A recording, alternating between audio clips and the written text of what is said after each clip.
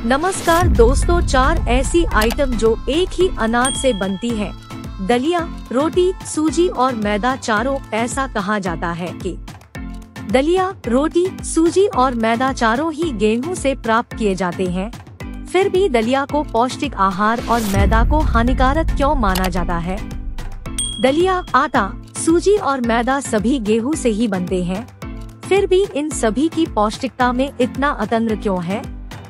तो चलिए दोस्तों, मैं आप सभी लोगों को एक एक करके सबके बारे में विस्तार से बताने वाला हूँ। तो चलिए शुरू करते हैं। इन सब में से सबसे मोटा दलिया होता है, फिर इससे थोड़ा बारीक सूजी, इससे थोड़ा बारीक आटा और सबसे बारीक मैदा होता है। आटा बनाने के लिए गेहूं की ऊपरी परत को नहीं हटाया जाता, सीधे ही छीलके सहित पीस लिया जाता है।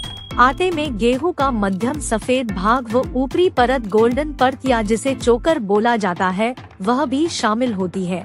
गेहूं के ज्यादातर पौष्टिक तत्व सिर्फ छील के चोकर में ही होते हैं।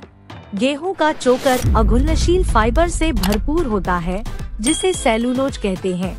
इसमें calcium, selenium, magnesium, potassium, phosphorus जैसे खनिजों के साथ साथ विटामिन ई और बी कॉम्प्लेक्स पाए जाते हैं, जिससे आटा खाने के लिए अच्छा रहता है। दलिया, सूजी और मैदा बनाने के लिए सबसे पहले गेहूं का संपूर्ण छिलका उतार लिया जाता है।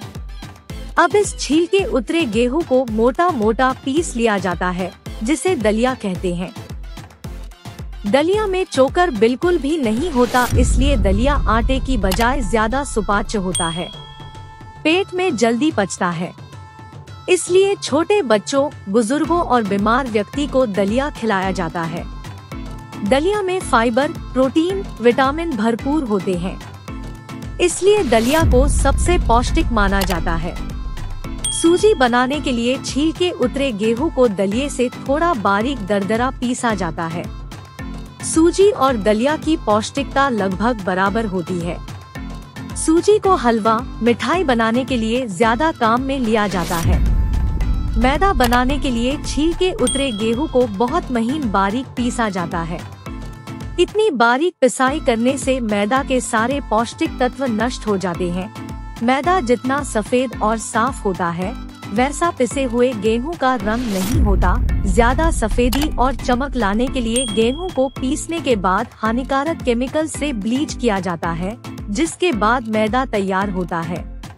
Calcium peroxide, chlorine, chlorine dioxide आदि ऐसे ही ब्लीचिंग एजेंट हैं, जिनका इस्तेमाल मैदे को ब्लीच करने में किया जाता है। इन केमिकल्स का सेहत पर बुरा प्रभाव पड़ता है। बहुत बारीक होने की वजह से मैदा शरीर में आंतों पर चिपक जाता है, इसलिए मैदा को नुकसानदायक माना जाता है। मैं आप लोगों से आशा करता हूँ आप लोगों को ये दी हुई जानकारी अच्छी लगी होगी। तो हमारा YouTube चैनल सामान्य ज्ञान ब्लॉग्स को सब्सक्राइब करें, लाइक करें और शेयर करें। शेयर करके कमेंट करें और कमेंट में लिखे जय श्री कृष्ण, राधे राधे। मिलते हैं अगले वीडियो में एक और नया ज्ञान मुल्क वीडियो के साथ। तब तक के लिए good bye, God bless you.